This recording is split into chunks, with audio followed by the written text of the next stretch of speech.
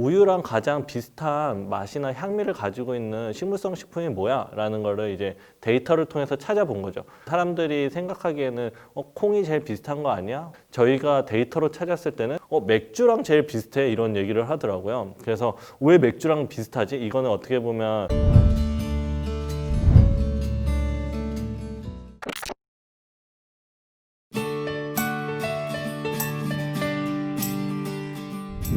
안녕하세요. 저는 더 플래닛의 양재식이라고 합니다.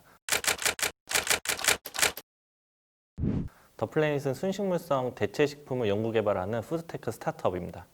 저희는 이제 회사명은 더 플래닛이라서 플랜트와 잇을 합친 합성어예요. 우리 사는 행성이라는 관점에서도 볼 수 있고 식물을 더 많이 먹자라는 의미이기도 하거든요. 이제 먹는 사람뿐만 아니라 우리 지구 사는 환경에도 더 좋은 먹거리다라는 측면으로 일단은 시작부터 어떤 환경적 이유는 사실 아니었어요. 더 플래닛의 미션 중에 하나는 이제 글로벌 영양 불균형을 해소한다라는 부분에 대한 미션을 가지고 있는데 많은 부분의 연구비가 사실 뭐 비만이라든지 당뇨, 암, 선진국에서 많이 일어나고 있는 많이 먹어서 생기는 문제들을 해결하기 위한 연구들을 되게 많이 하고 반대쪽에서는 못 먹어서 생기는 문제들을 어떻게 보면 같은 지구 안에서 살고 있는데 동일한 문제를 가지고 다른 고민을 하고 있는가 이 문제를 해결했으면 좋겠다. 둘 다 먹는 것에 대한 문제인데 이거를 어떻게 하면 해결할 수 있을까라는 생각을 고민을 많이 했었고요. 영양학적인 관점에서 봤을 때도 육류를 많이 생산하는 많이 사람들이 먹을 수밖에 없는 거고 거기에서 파생되는 문제들이 엄청 많다는 거죠. 사람들이 질병에도 더 많이 걸리게 되고 사실 질병에 많이 걸리는 것들은 그거를 많이 먹어서의 문제도 있긴 하지만 더 나아가서는 이거를 생산하는 환경적인 문제들, 동물을 키우는 부분에 있어서도 자연스럽지 않은 방법들, 뭐 성장 촉진제를 넣는다든지 아니면은 이들이 병에 걸리지 않게 하기 위해서 항생제를 과다 투여를 한다든지 뭐 이런 부분들이 그거를 먹는 인체에도 영향을 또 미칠 수가 있다는 거죠. 아, 내가 생각했었던 문제를 해결하는 방법 중에 하나가 이런 대체 식품이구나.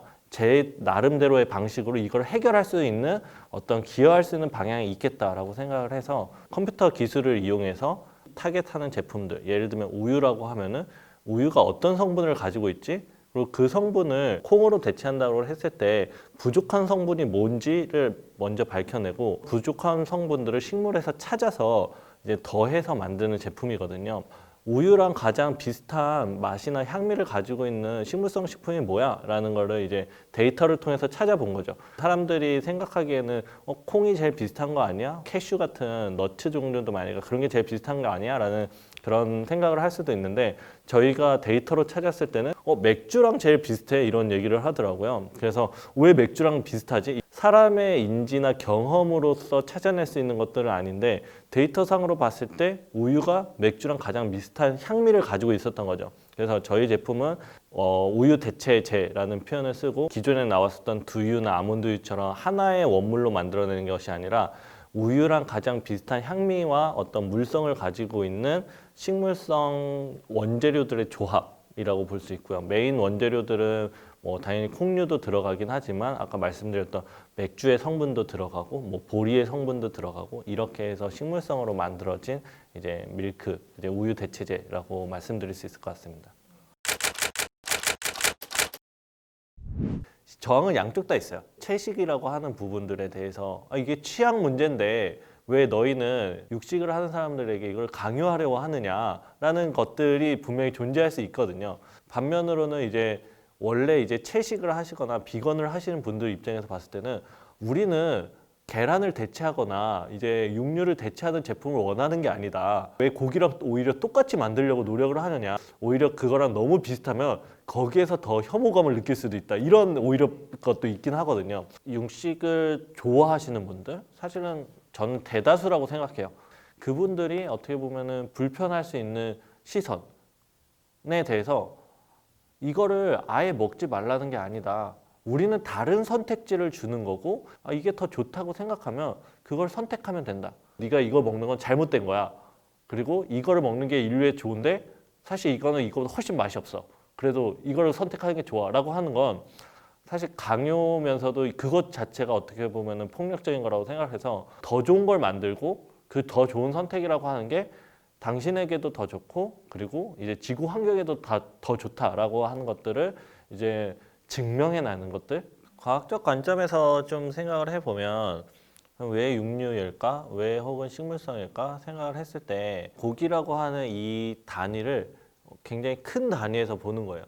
사실 이거를 더 쪼개서 고기에는 어떤 성분이 있고 그 성분들을 과연 똑같이 식물에도 똑같이 가져가. 이게 단순히 이제 뭐 맛적인 측면뿐만 아니라 이제 영양학적인 관점에서 봤을 때도 장단점이 있긴 하거든요. 과거에는 어떻게 보면 고기면 고기, 식물이면 식물이었다면 이제는 우리가 그 세부적인 것까지 다 볼 수 있고 그거를 다시 재조합을 할 수 있다고 생각하면 더 완벽한 식품을 만들 수가 있다는 거죠.